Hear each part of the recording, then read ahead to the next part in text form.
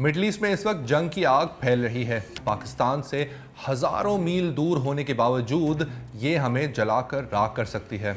Hassan Nasrallah, the leader of Hezbollah, has been killed. Iran firing directly into Israel, a barrage of missiles overnight. The United States is fully supportive of Israel.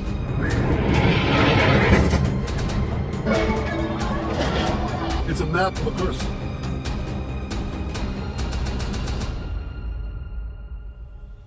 Pakistan की मईशत इस वक्त कुछ ही सहारों पर खड़ी है, जिसमें से सबसे मजबूत पिलर ओवरसीज पाकिस्तानियों की जानिब से भेजी जाने वाली रेमिटेंसेज हैं।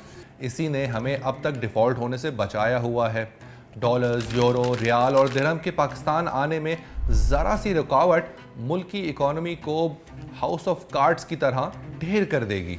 इमोशंस या जज्बातियात अपनी जगह, मगर सच ये है कि इसी वजह से ये मिडल ईस्ट में अमन और तरक्की पाकिस्तान की सलामती के लिए ज़रूरी है।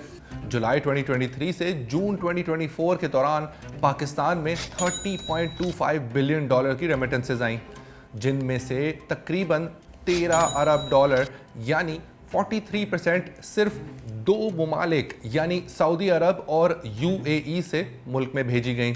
ओमान, कतर, कुवैत और बहरीन में मुकीम पाकिस्तानियों ने मजीद $3.18 बिलियन भेजे। इस तरह रेमिटेंसेज में 6 गल्फ कंट्रीज का हिस्सा 53% से ज़्यादा बनता है।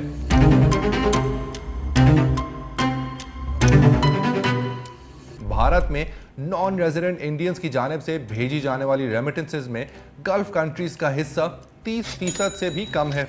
पाकिस्तान की आधी से ज़्यादा रेमिटेंसेज का ये सोर्स इस वक्त खतरात में घिरा हुआ है। मिडल ईस्ट के एक कोने में खून की खौफनाक होली खेली जा रही है, लेकिन जंग के स्याह बादल पूरे खित्ते पर छा चुके हैं।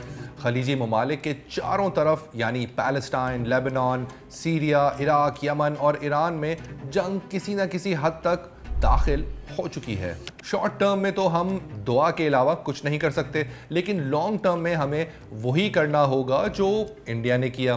पहले भारत में भी हमारी तरह आधी से ज़्यादा रेमिटेंसेज खलीजी ममालिक से आती थीं, मगर अब ऐसा नहीं है, क्योंकि एजुकेटेड होने की वजह से अब ज़्यादा से ज़्यादा इंडियंस यूरोप, USA और सिंगापुर का रुख कर रहे हैं, जहां उनको हाई पेइंग करियर्स में जगह मिल रही है और भारत की रेमिटेंसेस के सोर्सेज भी डाइवर्सिफाई हो गए हैं। डोमिनो इफेक्ट का सुना तो होगा। याद रखें, जंग फैलेगी तो डोमिनो की हर गिरती टाइल दूसरे को भी ज़मीन पर पहुंचा देगी। गॉड फॉरबिड अगर खलीजी ममालिक की इकॉनमी मुतासिर होंगी तो हमारे ओवरसीज़ पाकिस्तानियों की जॉब्स जाएंगी और हमारे मुल्क की मईशत का आखिरी सहारा भी छिन जाएगा। ऐसा होने पर अगर छत गिरी तो इसके मलबे के नीचे होंगे मैं, आप और हमारा मुल्क।